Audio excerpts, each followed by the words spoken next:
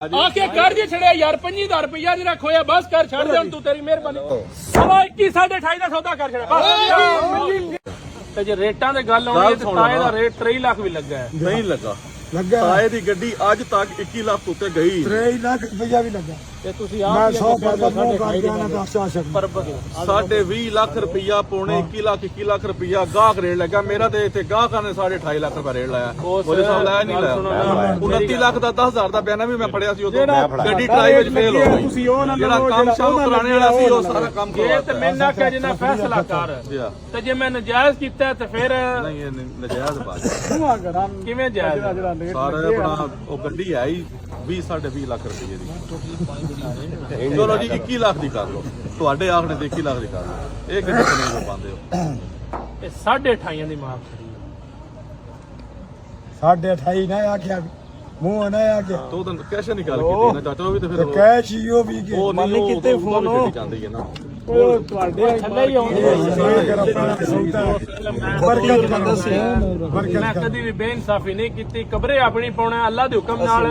ਜ਼ੁਲਮ ਜ਼ਿਆਦਤੀ ਨਹੀਂ ਕਿਸੇ ਦਿਨ ਵੀ ਸਾਬਤ ਹੋਵੇ ਦਾ ਮੈਂ ਮੁਸਵਰ ਕਿਸੇ ਨਾਲ ਕੀਤਾ ਮੈਂ ਇੰਜੇ ਨਹੀਂ ਤੇ 50,000 ਕੰਡੀ ਤੇ ਡਰ ਕੇ ਟੁਰ ਜਾਂਦਾ ਘਰੇ ਹਾਲ ਤੇ ਘਰ ਜਾ ਕੇ ਸਾਫ ਕਰਨਾ ਮੈਂ ਨਾ ਮੈਂ ਤੇ ਦੁਨੀਆ ਤੇ ਹੱਸਣ ਖੇਡਣੀ ਮੈਨੂੰ ਲੱਗਦਾ ਭਾਈ ਉਹ ਤੁਹਾਡੀਆਂ ਇਹ ਦਾਵਾਂ ਸੰਸ਼ੇਕਲੀ ਹੁੰਦੀਆਂ ਨੇ ਤੇ ਸਰ ਹੁਣ ਮੈਂ ਫੈਸਲਾ ਕੀਤਾ ਤੇ ਫੈਸਲਾ ਗਲਤ ਨਹੀਂ ਕੀਤਾ ਕੀਤਾ ਜਾਂਦਾ ਫੈਸਲਾ ਇਹ ਕੀਤਾ 21.5 ਦੀ ਉਹ ਗੱਡੀ ਹੈ 28.5 ਦੀ ਆ ਗੱਡੀ ਨਾ ਉਹ ਮਰਨ ਲੱਗਾ ਨਾ ਤੁਹਾਨੂੰ ਕੁਝ ਹੋਣ ਲੱਗਾ ਮੰਜੀ ਫਿਰਨੀ ਪੰਜੀ ਕਰੀਦ ਫਿਰ ਵੀ ਡੱਕ ਲਾ ਡੱਕ ਲਾ ਨਹੀਂ ਹੈ ਜਾ ਜੇਬ ਚ ਪਾਉਣਾ ਪੰਜੀ ਫਰੀ ਡੱਕ ਲਾ ਖਲੋਤ ਜਾਓ ਹਲੋ ਰੋਟੋ ਜੀ ਲਿਖਿਆ ਇਹ ਤੇ ਜੱਲਾ ਜਿਹੜਾ ਅੱਗੇ ਖੜੇ ਆ ਮੈਂ ਅੱਲਾ ਦਾ ਸ਼ੁਕਰ ਹੈ ਸਾਰਿਆਂ ਨੂੰ ਸਮਝਣਾ ਠੀਕ ਹੈ ਇਹ ਗੱਲ ਕੋ ਨਹੀਂ ਮੇਰੇ ਸਾਹਮਣੇ ਕਿਤੇ ਫੇਕ ਬੋਲੀ ਲਾਣੀ ਤੇ ਮੈਨੂੰ ਪਤਾ ਹੀ ਕੋਈ ਨਹੀਂ ਲੱਗਦਾ ਸਾਨੂੰ ਨਹੀਂ ਪਤਾ ਲੱਗਦਾ ਗੱਡੀ ਕਿੱਥੇ ਜਾ ਰਹੀ ਹੈ ਐਡਾ ਮੈਂ ਕੋਲਾ ਜੇ ਜੱਲਾ ਕਸ ਮੇਲਾ ਨਹੀਂ ਹਾਂ ਸਰ ਦਿਓ ਉਹਦੀ ਨਹੀਂ ਗੱਲ ਸਰ ਜੀ ਆ ਜੋ ਅਗਲੀ ਤੇ ਉਹ ਗੱਲ ਇਹ ਪੈ ਕਰਦੇ ਨੇ ਮੇਰਾ ਬੰਦਾ ਵੀ ਕੋਈ ਹੋਵੇ ਤੇ ਮੈਂ ਫੇਕ ਬੋਲੀ ਲਵਾ ਸਕਣਾ ਮੈਂ ਕਿਹਾ ਕਿਉਂ ਲੱਗਣ ਦਈਏ ਇਹ ਨਾ ਕੋ ਸਮਝੇ ਮੈਨੂੰ ਪਤਾ ਕੋਈ ਨਹੀਂ ਕੋਈ ਫੇਕ ਬੋਲੀ ਤੇ ਲਾ ਹੋ ਗਈ ਰੁਪਈਆ ਜੀ 38 ਲੱਖ ਦੀ ਗੱਡੀ 38 ਲੱਖ ਰੁਪਈਆ ਦਿਓ ਭਾਜੀ 38 ਲੱਖ ਰੁਪਈਆ ਜੀ 38 ਲੱਖ ਰੁਪਈਆ ਜੀ 38 ਲੱਖ ਰੁਪਈਆ ਜੀ ਪੌਣੇ 39 ਲੱਖ 39 ਲੱਖ ਰੁਪਈਆ ਜੀ 39 ਲੱਖ ਰੁਪਈਆ 39 ਲੱਖ ਰੁਪਈਆ ਜੀ ਜੀ ਅੱਲਾ ਜੀ ਸਾਰੀ ਜੈਨੀਅਨ ਗੱਡੀ ਹੈ ਵਕੀਲ ਸਾਹਿਬ ਹੱਥ ਕਰੋ ਜੀ ਦੱਸੋ ਭਾਈ 39 ਲੱਖ ਰੁਪਈਆ ਨਹੀਂ ਭਾਈ कसम से ਆਖਿਆ ਜੀ नहीं बढ़ते नहीं पाई जी ਬਹੁਤ ਸਹੀ भाईजान 39 ਲੱਖ ਰੁਪਈਆ ਜੀ ਭਾਜੀ ਕਿਉਂ ਇਹਨਾਂ ਨੂੰ ਕਰਦੇ ਹੋ ਪਾ ਕੰਮ ਜੀ ਠੀਕ 41 लाख की गड्डी समझ चाहते थे 41 की दे 41 ਦੀ ਮਹਿੰਗੀ ਹੋ ਜਾਣੀ ਹੈ नहीं महंगी महंगी। यकीन करो गड्डी नवी है 99,000 महंगी है। जैनवन चली है ਟਚਿੰਗ ਵੀ ਇਹਨਾਂ ਦਾ ਪੀਸ एक पीस दी टचिंग ਦੋ ਪੀਸਾਂ ਦੀ ਮੈਨੂੰ ਪਤਾ ਹੈ चलो दो दी रख लो तुसी देख लो ਦਿਓ कोई मुनासिब करो ਨਹੀਂ ਦੇ 39 ਲੱਖ ਰੁਪਈਆ ਜੀ ਫੁੱਲ ਰੇਟ मुनासिब करो ਐਕਸਲ ਆਈ ਹੈ ਨਾ ਭਾਈ भाईजान ऑटो है मेरी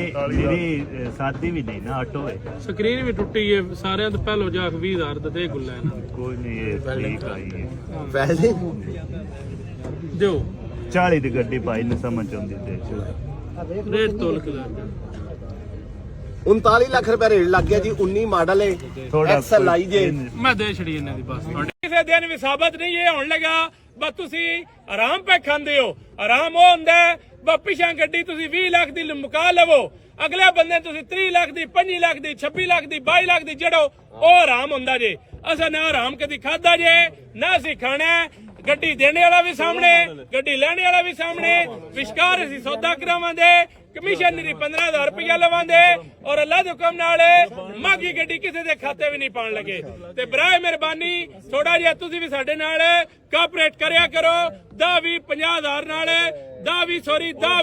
5 10 15 ਇਹਨਾਂ ਪੈਸੇ ਨਾਲ ਕਦੇ ਵੀ ਗੱਡੀ ਮਾਗੀ ਨਾ ਜੀ ਹੋਈ ਨਾ ਲੈਣੇ ਵਾਲਾ ਜ਼ਿਆਦਤੀ ਹੋਵੇ ਦੀ ਨਾ ਦੇਣੇ ਵਾਲੇ ਨਾਲ ਜ਼ਿਆਦਤੀ ਹੋਵੇ ਤੇਰੀ ਉਮਰ ਚਾਚਾ ਬਾਲੀ ਹੈ ਤੂੰ ਸਾਡੇ ਵਾਸਤੇ ਕਾਬਲੇ ਇੱਜ਼ਤ ਤੇ ਕਾਬਲੇ ਇਤਰਾਮ ਹੈ ਸ਼ੁਗਲ ਮੇਲਾ ਇੱਕ ਆਪਣੀ ਜਗ੍ਹਾ ਉੱਤੇ ਸਾਡਾ ਤੇਰੇ ਨਾਲ ਪਿਆਰ ਹੈ ਅਸੀਂ ਤੇਰੇ ਨਾਲ ਮੁਹੱਬਤ ਕਰਨੇ ਆ ਅੱਲਾਹ ਤਾਲਾ ਤੇਰੀ ਲੰਮੀ ਜ਼ਿੰਦਗੀ ਕਰੇ ਇਹ ਮੇਰੀ ਹੁਣ ਸੁਣ ਲੈ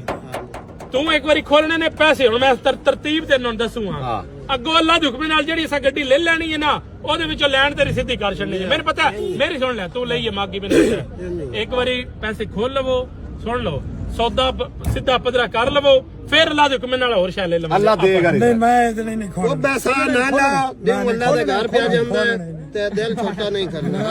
ਰੱਖਣਾ ਬਾਜ ਗਿਆ ਤੇ ਲੱਗ ਗਿਆ ਨਹੀਂ ਅਗਲੇ ਪੈਸੇ ਵੀ ਸਾਮ ਕਰਾ ਜਿਹੜੇ ਮੇਰੀ ਅੱਗੇ ਵੀ ਤੁਨਾਈ ਚਾਚਾ ਇੱਕ ਵਾਰੀ ਇਹ ਨਹੀਂ ਮੰਨੀ। ਮੰਨਦਾ ਅੱਜ ਵੀ ਨਹੀਂ ਮੰਨਣੀ ਇਹ ਨਹੀਂ ਮੰਨਦਾ